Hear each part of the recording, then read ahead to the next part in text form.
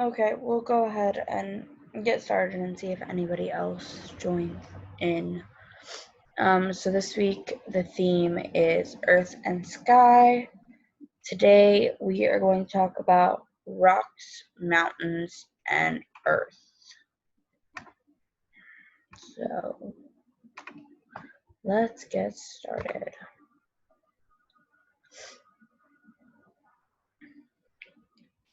So we're talking rocks, mountains, and Earth.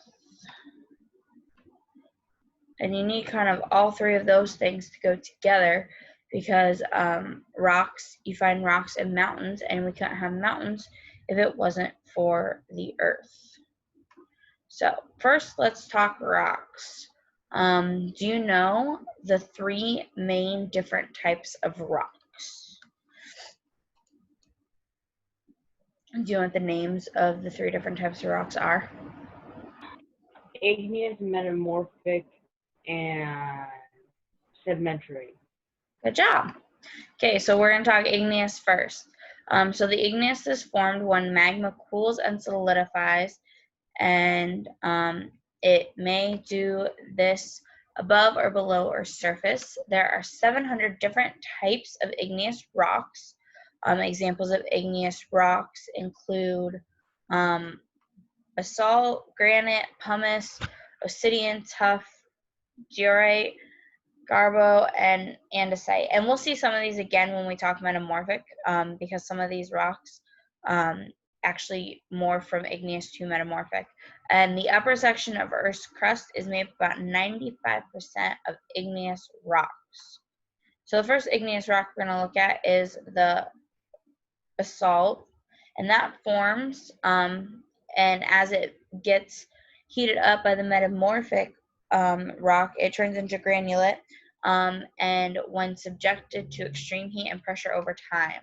So this is just a picture of what it looks like before before it morphs into the other kind of rock that it can form. Okay, next we got the granite, and this is a common rock that contains 25% quartz and is sometimes used in construction because of its strength. Can you think of where it's used in construction, where they use granite sometimes?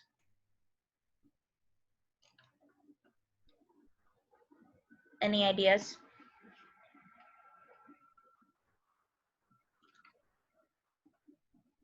Sometimes if you look at your countertops at home, sometimes when they make those, they use granite countertops, just because it is a very sturdy rock to build with. Okay, then you got the pumice. It is an unusual lightweight rock formed when molten rock is rapidly blown out of a volcano, forming bubbles as it quickly loses pressure and cools at the same time. So if you've ever heard of like a pumice stone, they're used to help you clean. Like if you have really bad lime and rust, like sometimes you see them in like a toilet or something. There's actually pumice stones that can help you get those out because they help really clean out all that stain. Then you have obsidian, is a volcanic glass that forms quickly without crystal growth. It can have very sharp edges, making it useful for as a cutting tool or an arrowhead. So sometimes you'll see these on like arrows and stuff way back when that's how they made arrows and stuff, or you could even use it as a tool back in the day. But you could still use it as a tool now if you could figure out how. And then you have this thing called tuff rock, which is formed also from volcanic ash. That's what it kind of looks like almost too. It's got the bubbles. Like that. It kind of looks like how a school is made out of, because a school bricks kind of look like that. Oh, cool. Okay, next we're going to talk about the sedimentary rocks. Sedimentary rocks are formed by sediment that is deposited over time, usually as layers at the bottom of lakes and oceans. These sediment can include minerals, small pieces of plants, and organic matter. The sediment is compressed over a long period of time before consolidating into solid layers of rock. Sedimentary rocks form layers called strata, which can often be seen in exposed cliffs. Sedimentary rocks cover the majority of Earth's rocky surface, but only make up a small percentage of Earth's crust compared to metamorphic and igneous types of rocks. And some examples of sedimentary rocks include limestone, sandstone, mudstone, granitic, chalk, coal, claystone, and flint. And now we're going to look at a couple pictures of those different types of rock. So this is a picture of a limestone, which limestone can also form into metamorphic rocks. It forms into the metamorphic rock marble when it is subjected to extreme heat and pressure over time. So this stone right here can turn into marble. That is so cool. It is very cool. It's so cool how these rocks, when they are put under more pressure, they can turn into something even better. And then you have sandstone, which turns into a metamorphic rock of quartz. So this is what it looks like when it's sandstone. And then remember what it looks like now, because we're going to see pictures of what it looks like after it's morphed, okay? And then mudstone forms into the metamorphic rock of slate.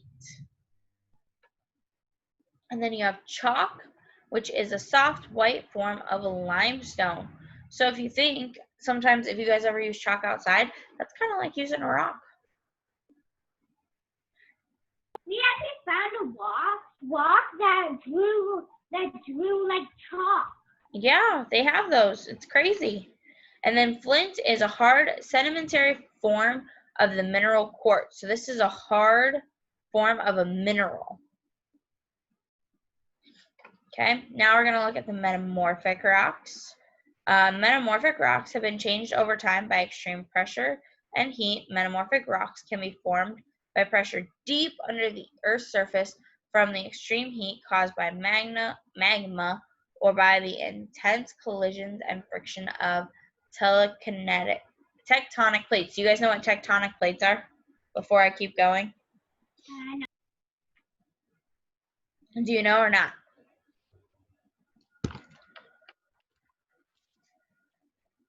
No. No? AJ, do you know what tectonic plates are?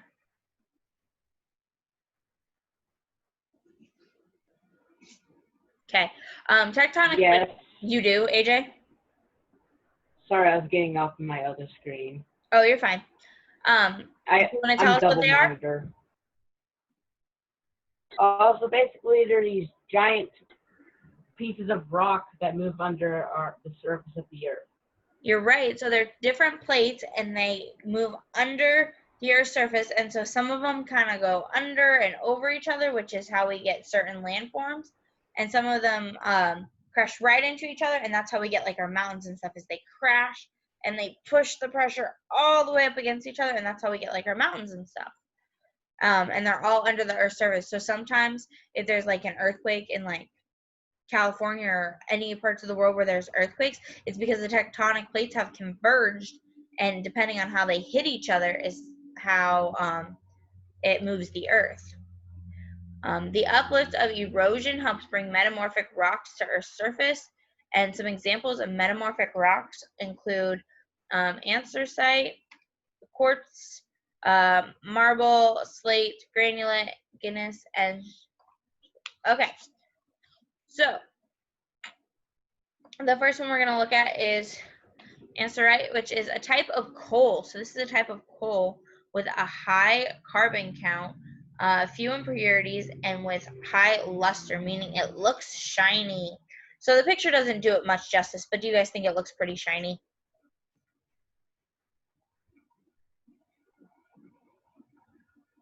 Yes. Yeah. Because if you look really close, you can see like crystals. You can. And so if you've ever seen coal like a piece of coal that you can use to start.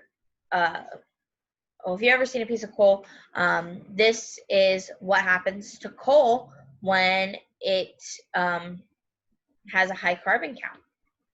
Makes it look kind of shiny. And then this is marble, and it is a metamorphic rock that is formed from sedimentary rock limestone. So that picture of limestone, if you remember what it looked like, this is what it can turn into when it's been heated up and turned into a metamorphic rock. It's this beautiful limestone. Or this beautiful marble, excuse me. The limestone can turn into this beautiful marble. And then you have quartz, which is a metamorphic rock that is formed from the rock sandstone. So if you remember what the sandstone rock looked like, this is what it turns into once it gets heated up a little more.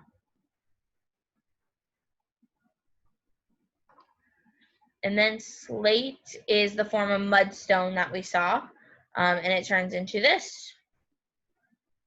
So it's pretty cool how these rocks can be one thing and then they can turn into something else. And then granulate is the form of the igneous rock we saw way at the beginning, the basalt. This is what it turns into. Okay, and now we're going to talk about some mountains. So we were discussing, how mountains form. So I was watching a video for today, and it showed that if you get like towels, I don't have any towels with me right now, but let's see if I can make it work with what I've got. Okay, so if you do something like, so if you look kind of at this blanket I've got here sitting with me, when plates are pushed together, so if you push these blankets together, you see how it kind of like bunches them up and they almost become like a mountain type. And then when you put it back and you bunch again, it forms differently every time. So that is how our mountains are formed. So can you guys think of any? You can either think of a famous mountain you know of or a mountain range that you've heard of. Do you guys know any mountains or mountain ranges that you've heard of before? No, I guess one. What's that? The smoke, there's a mountain called Mount Everest, and I think this is a mountain I put in the movie, the Smoky Mountains. Yeah, there are the Smoky Mountains, and then there is Mount Everest. That is actually the tallest mountain currently in the world, and we will talk about that. I was wondering because I was watching it from the movie. That's why Mount Everest is located in somewhere in Asia. You are right. It is. Last week when we were doing our tour of the world, that is one of the mountains, or one of the things I talked about when we talked about Asia. And when we get to the next slide, but I wanted to see what you guys knew about mountains first. We'll actually talk about Mount Everest and where it is. So let's go to the next slide. So Mount Everest is in the Himalayas, and the Himalayas stretch 1,491 miles through much of Central Asia. They travel from Afghanistan and Pakistan through India, Nepal, and China, all the way to Bhutan. The Himalayas also include the formidable Karakoram and Hindu Kush mountain ranges. The Himalayas are the most famous for their tall peaks. The majority of the world's tallest mountains are in the Himalayas, including the two tallest mountains. So Mount Everest stands at 29,035 feet, and KT Mountain stands at 28,251 feet. So the two tallest mountains in the world are both located in Asia. And the Himalayas have played an important role in the history of Asia. The mountains in Tibet and the high peaks are considered sacred in many religions, including Buddhism and Hinduism. So they are the two tallest mountains. And I know a lot of people, they have like dreams to climb Mount Everest.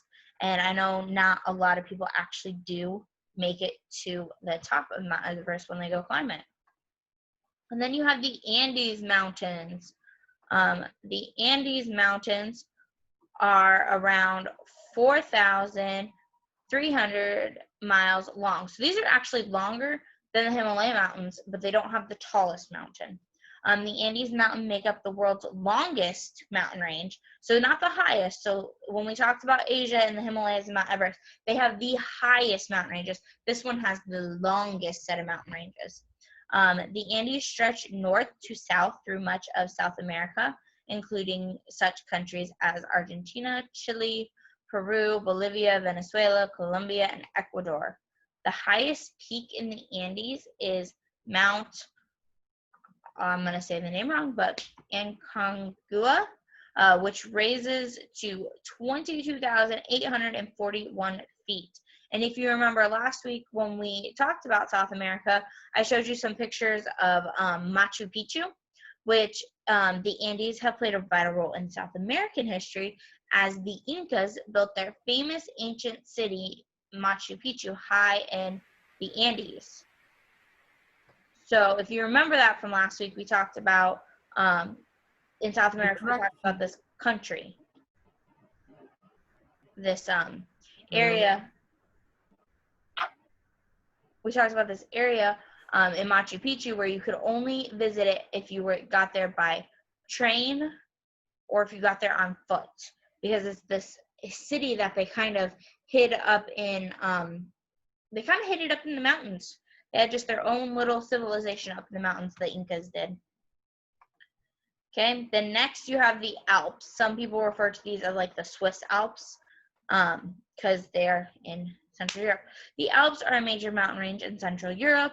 They pass through many European countries, including France, Germany, Switzerland, Italy, Australia, and Slovenia. The tallest peak in the Alps is Mont Blanc at 15,782 feet, located on the French-Italian border. The Alps took their place in history over the years. Perhaps one of the most famous events was when Hannibal from Carthage crossed the Alps during the Punic Wars to attack Rome. So all these mountains have kind of had some kind of key role in the history of their country. Next, we're going to talk about the Rocky Mountains. The Rocky Mountain range from north to south in western North America. They run from Canada to the U.S. state of New Mexico. The highest peak in the Rockies is Mount Elbert, which is 14,440 feet tall. So I think when we were talking about the Smoky Mountains, I think they might be somewhat close to the Rockies, if I remember right. And then also in the United States, we have the Sierra Nevada. The Sierra Nevada mountain range runs somewhat parallel to the Rockies, but further west in the United States. Beautiful national parks are located here, including Yosemite and Kings Canyon. The tallest mountain in the and it has the tallest mountain in the contiguous United States, Mount Whitney, at 14,505 feet. Okay. So that is it for the slideshow. Yes. If we decide to, could we go all the way up to the Smoky Mountain by foot, or we would have to take train? I think if you're going up the Smoky Mountains, I think you can climb the Smoky Mountains. That's a really good question. Let me look that up really quick. Let's see, the Smoky. Because I don't think it'll be fun to climb down it. I think for the most part, if you're going to mountains, I don't know if they have like trains to get up them. I know the one, like I said, the one in Peru, that one does have a train to get to it, but I don't know if it's exactly through the mountains. But let's see. Let's see if I can find out quick for you.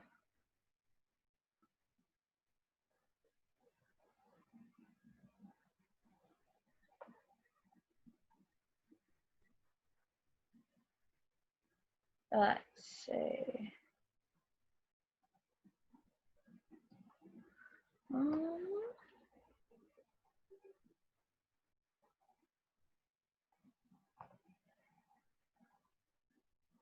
Yeah, it looks like you'd have to hike the Great Smoky Mountains, but it does have, the Great Smoky Mountains do have like a park, it looks like.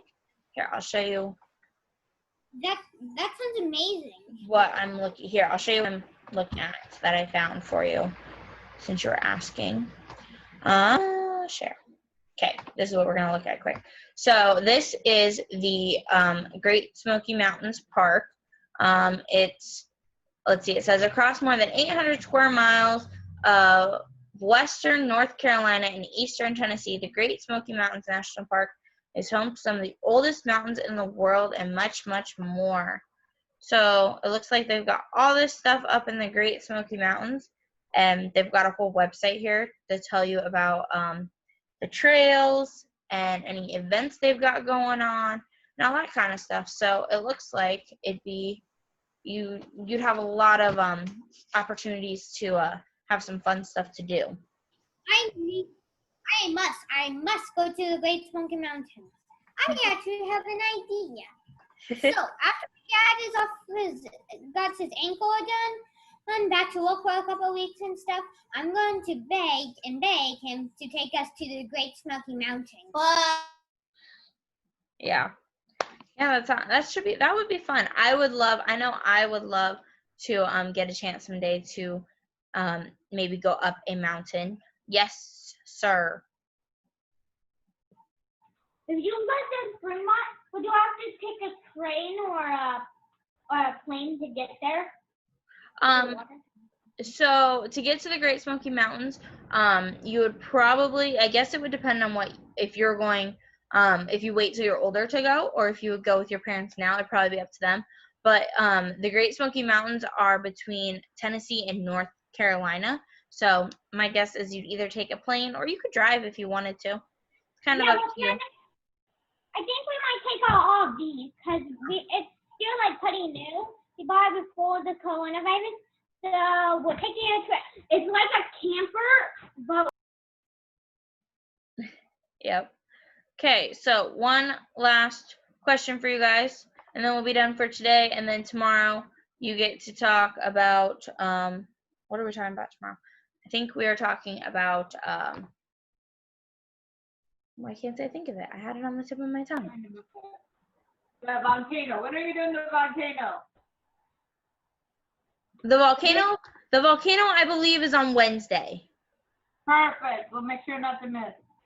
Yep, Wednesday we are doing the volcano. Tomorrow is weather, sky, and space, and then Wednesday Thursday. I'm off a day. Thursday is the volcano. We'll do volcanoes, caves, and earthquakes, and all that fun stuff. I cannot wait to make a volcano either. Those are my favorite science experiment to do. Join 1 o'clock, but they like to join you. So we try to do it. Mom, we can take the RV up to the Great Smoky Mountains. Oh, that'd be fun. You can pay for the gas. But yep.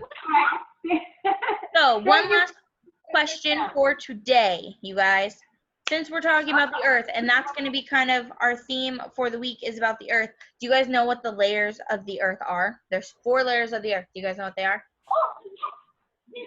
I know. I have a whole shirt about it. Okay, what are the layers? I know the middle and the middle layer. The middle is deep. I know you know this. I know. I forgot. And then the Okay, so name any letter you know. lava. It's in the middle. Is lava in the middle? Yeah. It's called the inner core. You're pretty much right. It's called the inner core. Yeah, I And learned that's about where you- it in 3rd grade. I'm going to 4th grade, and that was like 5 months ago. Yep. You got, so here, I don't really remember. let's see. So we'll show you this nice little picture. So on this picture here, you got the inner core, which is the middleest middle. Then you got the outer core. Then you got your mantle. And then you got your crust. So that is going to be our big focus this week while we talk about the Earth and all that fun stuff. So like I said, tomorrow is weather, sky, and space. So we'll talk about some of those fun things. And then the week will just kind of go on. We'll talk about a lot of fun stuff involving our Earth. And yep, Thursday we'll make a volcano, so be ready for that. Other than that, that's about all I have for you guys today. So hope to see you tomorrow. Have a great rest of your day. Bye. Bye. Go to the Smoky Mountains. Okay. Make sure you send your pictures. Goodbye. Bye. Bye. Goodbye. Bye.